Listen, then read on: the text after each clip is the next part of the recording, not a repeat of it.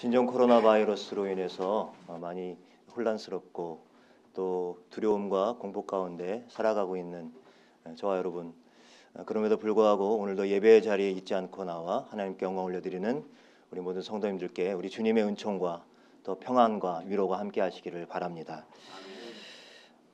오늘은 말씀을 전하기에 앞서서 우리 지난주일 제가 없었죠. 제신임 담임목사 제신임 투표를 지나고 또 교회가 이 공동체가 또 한 걸음 더 내딛는 그런 시간을 가졌는데요.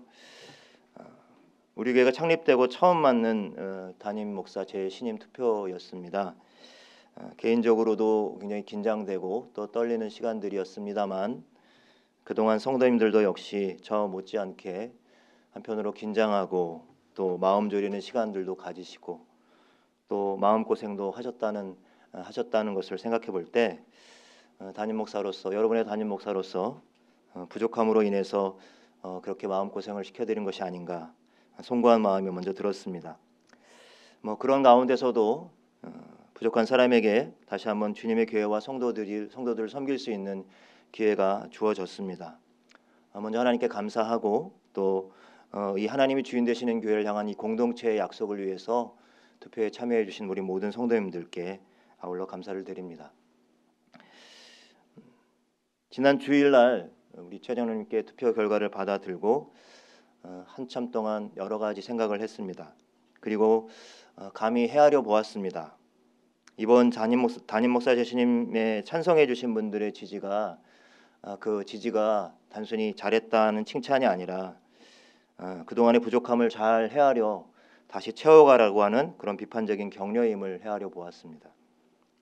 그리고 제신임을 반대하신 분들도 역시 반대를 위한 반대가 아니라 주님의 교회를 향한 동일한 마음의 표현이라는 그러한 생각을 무겁고 진중한 마음으로 헤아리면서 나아가라는 뜻으로 받아들였습니다. 물론 정말 아니다 싶은 분들도 계셨겠습니다만 결국 그 마음도 주님의 몸된 교회를 사랑하고 염려하는 데서 비롯되었음을 알기에 그 뜻도 역시 결코 가벼이 여기지 않겠습니다. 이제 새로운 제2기의 사역을 또 기도하는 마음으로 잘 준비해 나가도록 하겠습니다. 더 낮은 마음으로 그러나 보다 더 선명하게 하나님이 주인 되시는 교회를 이루어가는 일에 성심을 다하도록 하겠습니다.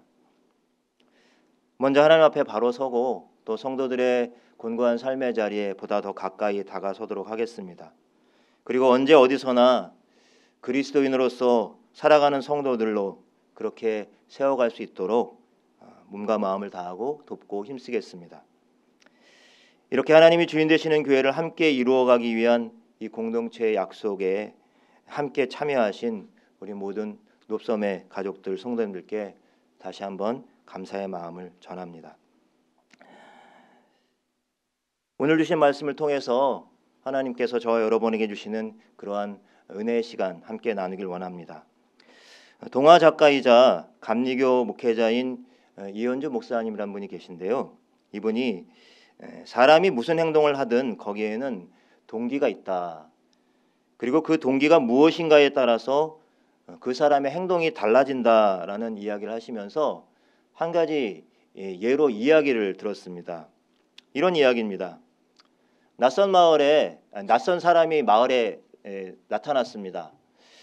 날이 어둑어둑해졌는데도 돌아가지 않고 마을 이곳저곳을 어슬렁거리며 다닙니다. 이때 갑동이네 집 아버지가 식구들에게 주의를 주면서 이렇게 말합니다. 야, 수상한 사람이 나타났으니까 오늘 밤에는 문단속을 잘해야 될 것 같아. 그러자 온 가족들이 바깥문과 또 안쪽의 문들 그리고 창문들을 다 일일이 점검하고 굳게 걸어 잠궜습니다. 그런데 바로 갑동이네 집 바로 옆에 있는 을동이네 집 어머니는 이렇게 말합니다. 웬 사람이 날이 저물었는데도 돌아가지 않고 저리 서성이는 걸 보니 참 안 됐네. 잘 것이 없나 보다. 을동아, 가서 내가 잘 것이 없냐고 물어보고 혹시 없다면 데리고 와서 우리 집에 마침 그 빈 방이 있으니까 여기서 재워 보내자꾸나. 이렇게 말했다고 합니다. 여러분, 주어진 상황은 같은데 두 집안에서 벌어진 일, 그 움직임은 달랐다는 것입니다. 그 이유는 갑동이의 아버지와 을동인의 어머니의 마음의 동기가 달랐기 때문입니다. 마음의 동기가 달라지니까 그 다음에 나오는 행동이 달라졌다는 것이죠. 그렇다면 여러분, 갑동이 아버지의 마음을 지배했던, 그 동기를 지배했던 것은 무엇입니까? 그것은 바로 타인에 대한 경계심과 두려움이었습니다. 반면에 을동이 어머니의 마음을 지배한 동기는 긍휼의 마음과 불쌍히 여기는 마음이었던 것입니다. 여러분 어떻습니까? 여러분들은 어떤 가정이길 원하십니까? 당연히 우리는 맞아, 을동이 어머니와 같은 마음을 가져야지 이렇게 생각하실 것입니다. 그래서 어려움을 당한 사람들에게 도움을 주는 그러한 사랑의 동기로 우리의 삶을 채워가야지 이런 생각을 할 것입니다. 그러나 현실은 그게 쉽지가 않습니다. 사실 생각은 을동이 어머니 같은 사랑의 마음으로 가득 차 있다 할지라도 사실 실제의 삶에서 우리는 마치 갑동이 아버지처럼 두려움 때문에, 경계심 때문에 사랑을 나누고 베풀 수 있는 기회마저 우리는 놓치고 살아가는 것은 아닐지, 우리의 삶의 모습이 바로 그러한 모습이 정직한 모습이 아닐까요? 요즘 아무래도 가장 큰 이슈 주제는 우한 폐렴 바이러스에 관련된 일들입니다. 여러분들도 이미 뉴스나 또 이런 데 굉장히 민감하시겠죠. 이런 보시면서 오늘은 뭐 확진자가 나타났느니 아니면 뭐 의심 환자가 몇 명이니 이런 것들을 눈여겨 계속 보시게 됩니다. 설 연휴가 지나고 이 바이러스의 발원지인 우한에서 우리 교민들을 태운 전세기가 이제 국내로 들어와서 이들을 격리시킬 그 장소 때문에 우리나라가 한바탕 소란이 일어났습니다. 아산과 진천에서 주민들이 들고 일어나서 반대 시위를 하고 막 트랙터가 막 나오고요, 길거리에. 이러면서 시끌벅적했던 일들을 여러분 보시고 들으셨을 것입니다. 그래서 정부의 기관장들이 곤욕을 치르기도 했어요. 그래서 여러분, 이때 사람들의 의식을 크게 흔들어 놓았던 마음의 동기는 무엇입니까? 그것은 바로 두려움, 공포였습니다. 이 두려움과 공포에 지배받으면서 사람들의 마음 가운데는 나와 다른 이 병에 걸렸을지도 모른다고 하는 그 사람들에 대한 혐오와 그리고 기피 의식이 자리 잡게 됩니다. 이것이 순식간에 사람들의 마음에 번져갔던 것이죠. 물론 이해도 됩니다. 당장 제 옆에 동네 우리 이 별내에도 저 구리에 확진자가 나타났다고 해서 굉장히 좀 소란스러웠는데요. 참 이해도 되지만 한편으로는 그러한 모습들 속에서 이 두려움에 지배받고, 그래서 그 두려움으로 인해서 혐오가 생기고 그리고 기피 현상이 생기고 누군가를 배제해내려고 하는 그런 마음들이 참 안타까웠습니다. 여러분, 그런데요, 놀랍게도 우한 교민을 태우고 온 전세기가 도착하고 이 수용 절차가 진행되면서 여러분, 이 반대했던 분위기들이 누그러지기 시작했습니다. 그리고 사람들의 마음을 채웠던 두려움들이 점점 뒤로 물러가고 그 자리를 따뜻한 말과 온정과 배려의 마음들이 번져가기 시작했습니다. 우리가 뭐 아산이다, 뭐 이렇게 막 플랜카드도 내고 그러고요. 우리가 우한 교민이라면 해서 입장을 바꿔서 이렇게 동정하고 또 그들의 마음을 헤아려 보는 마음들이 사람들 가운데 점점 확산되어졌습니다. 페이스북이나 SNS를 통해서 계속해서 이런 마음들이 확산되어졌죠. 그 과정에 잘 밝혀지진 않았습니다만 기독교 뉴스 CBS에서 우리 통합측 교단의 총회장님이 이 우한 사태와 관련된 이런 선언문도 내고요. 그리고 그 지역에 있는 교회 목회자들이 함께 또 그것에 플랜카드를 걸고 그분들을 환영하고 그분들 위해서 함께 마음을 나누고 또 그분들을 위해서 기도하고 지원하는 그런 모습들을 보여주고 그 반대 여론들을 다시 받아들이고자 수용하는 여론으로 바꾸기 위해서 노력했다는 사실이 뒤늦게 밝혀졌습니다. 두려움과 공포가 자아냈던 혐오의 분위기 속에서 긍휼과 사랑의 마음으로 사람들의 마음이 옮겨가는 그러한 것을 보면서 물론 여전히 지금도 뭐 어떤 잘못된 뉴스나 그리고 호기심에 막 이런 거짓 뉴스들을 유포하는 사람들도 있고 심지어는 뭐 기도를 해주겠다라고 유료로 기도해주겠다라고 뭐 예방을 해주고 아니면 치료를 위해서 기도해주겠다고 돈 받고 기도해주겠다는 이런 사람들로 나타난 것을 봅니다. 다른 사람들의 두려움을 이용해서 자신의 유익을 가져가는 사람들, 이런 사람들이 분명히 나타나고 있습니다. 그럼에도 불구하고 점점 그래도 그곳에 긍휼의 마음과 사랑의 마음으로 어려움을 당한 사람들을 돌보려고 하는 이런 마음들이 확산되어지는 것을 바라보면서 바로 오늘 두 번째 말씀 사도 요한의 요한일서 4장 18절의 말씀이 떠올랐습니다. 다시 한번 여러분 이 말씀을 읽어볼까요? 18절 말씀입니다. 4장 18절입니다. 사랑 안에 두려움이 없고 온전한 사랑이 두려움을 내쫓나니 두려움에는 형벌이 있음이라. 두려워하는 자는 사랑 안에서 온전히 이루지 못하였느니라. 아멘. 사랑 안에는 두려움이 설 자리가 없다는 것이죠. 온전한 사랑은 그 두려움을 다 내어쫓는다는 말씀입니다. 요한은 우리 속에 있는 어떤 종류의 두려움이든 그 두려움을 몰아내는 길은 바로 온전한 사랑을 품는 방법밖에 없다라고 말해주고 있습니다. 이 온전한 사랑이라 함은 우리 안에서 우리 스스로 솟아내는 우리 스스로 어떻게 노력해서 그런 우리 의지로 나타내는 그런 사랑이 아니라 바로 참 사랑이신 하나님, 자신의 모든 것을 내어주고 아들을 죽기까지 내어주신 그 사랑, 그 하나님의 사랑을 우리 안에 드릴 때 비로소 가능하다는 것을 말해주고 있습니다. 우리 속에 하나님을 모셔서 그분의 사랑으로 우리를 가득 채운다면 우리는 앞서간 믿음의 선배들처럼 두려움을 몰아내고 온전한 사랑의 삶을 살 수 있게 될 줄로 믿습니다. 오늘 저와 여러분이 읽었던 첫 번째 본문인 사도행전 본문에서 우리는 바로 이러한 온전한 사랑으로 두려움을 몰아낸 한 사람을 만나게 됩니다. 성경에는 많은 사람들이 있지만 오늘 이 사도행전 본문에 나와 있는 이 자신 안에 있는 두려움들을 그리스도의 사랑으로, 하나님의 사랑으로 몰아냈던 그 사건입니다. 오늘 본문이 속해 있는 사도행전 9장은 기독교 선교 역사상 가장 놀라운 반전이라고 할 수 있는 사건과 연결되어 있습니다. 그것은 바로 여러분 잘 아시다시피 바울의 회심입니다. 사도 바울의 회심입니다. 사도 바울이 예수님을 이 다메섹으로 가던 도중에서 도상에서 예수님을 만나서 그래서 그에게 일어났던 회심의 사건을 보여주고 있죠.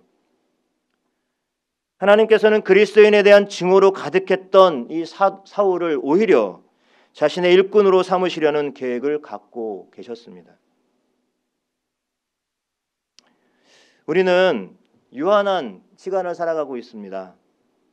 그래서 우리는 항상 우리 자신을 포함해서 다른 누군가의 과거의 모습에 집착해서 거기에 대한 선입관을 갖고서 우리의 현재나 누군가의 미래를 판단하기도 합니다. 너는 왜 항상 그 모양이야? 이런 얘기 있잖아요. 아이들에게. 과거에 어떤 일들을 하면 항상 그거에 비춰봐서 넌 언제나 그랬어 라고 이렇게 바라보는 그런 시선이죠. 이런 시선들이 얼마나 사람들을 주눅들게 하고 위축되게 하는지 모릅니다. 특별히 자녀들을 양육할 때는 더 그렇습니다. 만약에 이런 시각으로 그리스도인의 박해자로 있던 사울을 바라봤다면 그러면 이 사울은 바울의 삶을 살아가지 못했을 것입니다. 그런데 그가 주님을 만나서 바울의 삶을 살아갈 수 있게 되었죠. 여러분, 베드로가 주님을 만나지 못했다면 그는 그냥 갈릴리 바닷가의 평범한 업으로 그의 일생을 살았을 것입니다. 삭개오가 주님을 만나지 못했다면 삭개오는 바로 평생 동안 자기의 동족의 등을 쳐먹는 그런 세리로 살아가야 했었을 것입니다. 근데 이들이 바로 주님을 만났습니다. 그리고 주님의 일꾼이 되었습니다. 어부와 세리, 사회 부조공자를 택하셔서 하나님 나라의 일꾼으로 부르셨던 주님께서 오늘 본문에서 박해자였던 사울을 바로 미래의 충성스러운 복음 전도자의 삶으로 바꾸셨다는 것입니다. 버려진 잡목들을 가져와서 잘 다듬어 유용한 도구나 멋진 예술품을 만드는 그러한 예술가처럼, 목공처럼 사울을 고쳐 쓰셔서 다듬어서 주님이 사용하시기에 적절한 유용한 사람으로 삼고자 하셨다는 것입니다.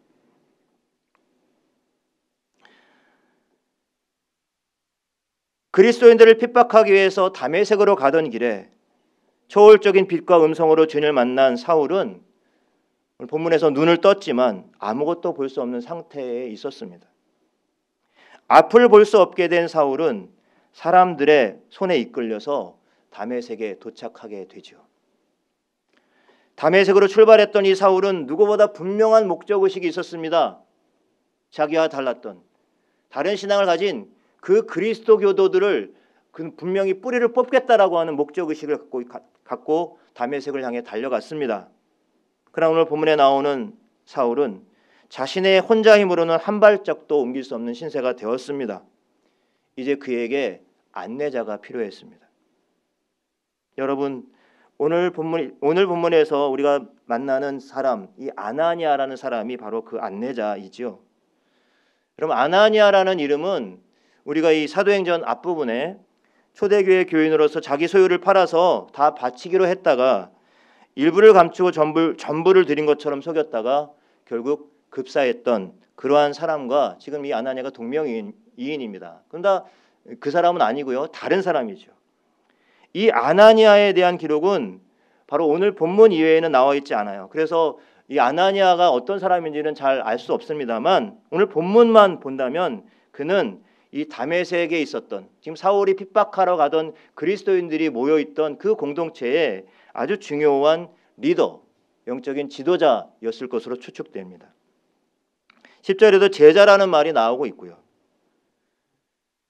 아마도 그는 예루살렘 교회에 대한 핍박과 그 결과로 스데반이 순교당했다는 사실을 이미 잘 알고 있었을 것입니다. 누구보다도 자신이 속한 다메섹에 박해의 어두운 그림자가 다가오고 있었음을 느끼고 있었을 것이고, 그 박해에 가장 선봉에 서 있었던 주동자가 바로 이 사울이라는 젊은이였다는 정보도 이미 알고 있었을 것입니다. 이 아나니아는 하나님의 음성을 듣는 사람으로 나타납니다. 하나님이 환상 중에 아나니아를 불렀는데요, 아나니아가 이렇게 대답하죠. 주여, 내가 여기 있나이다. 여러분, 이것은 그냥 짧게 지나가지만 이것은 그냥 한 번 일어난 일이 아니라 늘상 하나님을 묵상하고 하나님의 음성을 듣는데 귀를 기울였던 사람이라는 것을 나타내주고 있습니다. 하나님의 음성에 귀를 기울이며 그렇게 하나님과 소통했던 그런 익숙했던 제자였던 것이죠. 한마디로 말하면 기도의 사람이었던 것이죠. 그런데 오늘 이 아나니아가 들은 하나님의 음성은 너무나도 뜻밖의 음성이었어요. 그것은 바로 11절 말씀에 나와 있습니다.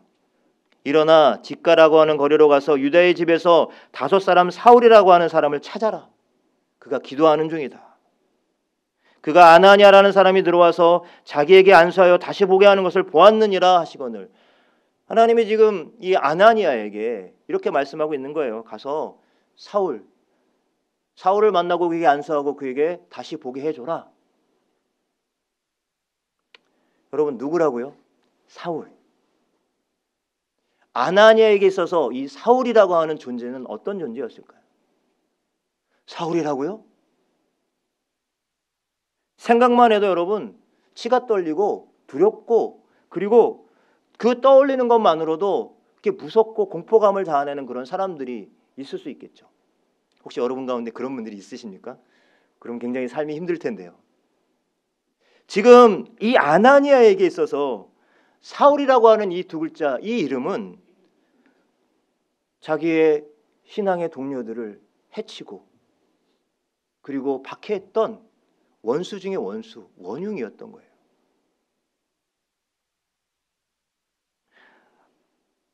주님의 음성, 하나님의 음성을 듣고 분명히 아나니아는 사울이라고요?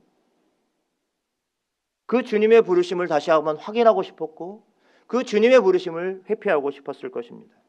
마치 니느웨로 가라고 했던 그 요나가 니느웨로 가지 않고 어디로 가요? 다시스로 도망하고 했던 것처럼 말이죠.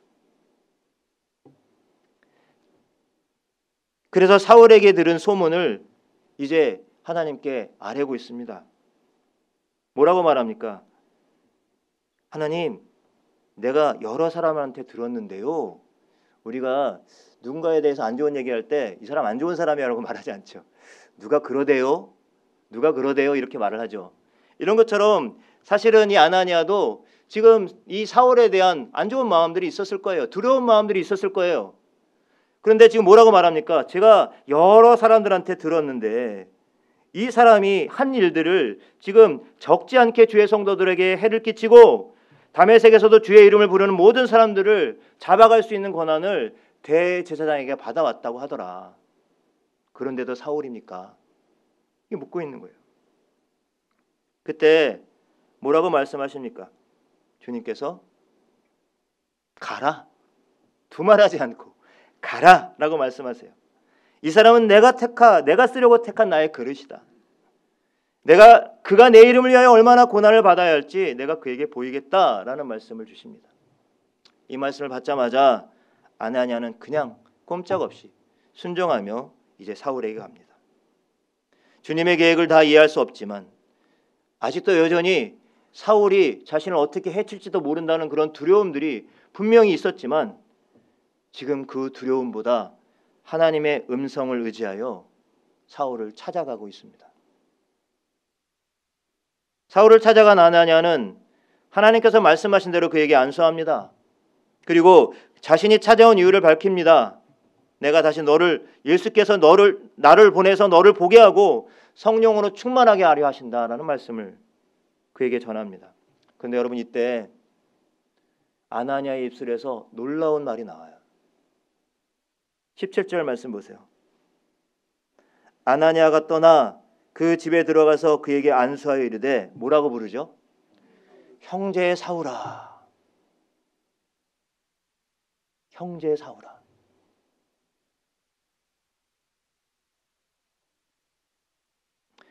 여러분 이 형제라는 이 말은 여성의 자궁을 뜻하는 말에서 유래된 그러한 말입니다. 단어입니다. 다시 말하면 형제여라고 부를 때 이것은 그냥 아무렇게나 상대방을 호칭한 것이 아니라 상대방이 나와 생명의 근원이 같다. 친형제와 같다라고 하는 뜻으로 부른 거예요. 생면부지. 자신을 핍박할 의도가 지금도 살아있을지도 모르는 사울을 향해서 아나니아는 가서 형제 사울아 라고 불렀어요. 여러분 이 장면을 읽어가면서 겹쳐지는 또 한 장면이 생각이 납니다. 사도 바울이 빌레몬에게 보내는 편지에서 빌레몬에게 해를 입히고 도망쳤던 오네시모를 다시 그 빌레몬의 주인의 집에 보내면서 편지를 보내잖아요. 그때 빌레몬에게 오네시모를 더 이상 종이 아니라 사랑받는 형제로 둘 것을 권면하고 있어요. 바울이 이런 심정으로 빌레몬에게 편지를 보냈던 이 일이 오늘 아나니아가 사울이었던 그 바울을 찾아가서 원수라고 해도 분명히 원수인데 원수를 향해서 형제 사울아 라고 말해줬던 이것과 여러분 깊은 연관이 있을 것 같아요. 그 사랑을 받은 거예요. 그 사랑의 경험이 있는 거예요. 그 사랑으로 다른 사람에게도 원수되었던 것들, 미움으로 갈아먹혀 있던 것들을 사랑으로 그 두려움들을 극복하고 사랑으로 나아가라고 권면했던 바울이었던 것이죠. 아나니아에게 사울은 여전히 두려운 존재였죠. 하지만 아나니아가 보여준 행동은 이제 두려움을 넘어서고 있습니다. 오히려 사울을 그리스도 안에서 한 형제로 찾아갔습니다. 사울의 몸에 가닿았던 이 아나니아의 손길은 바로 주님의 생명의 손길이 되었습니다. 그의 눈을 어루만졌을 때 그의 사울의 눈에서 비늘 같은 것들이 떨어져 나갔다고 합니다. 단순히 시력이 회복됐다기보다는 이제 사울은 이전과는 다른 눈으로 세상을 바라볼 수 있게 되었다고 하는 것이죠.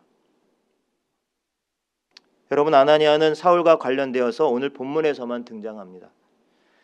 한 번 설교로 3,000명을 회개시켰던 베드로나 이제 이 아나니아로 인해서 새로운 삶을 살게 되어서 이방 선교의 길을 연 사도 바울 이런 이들의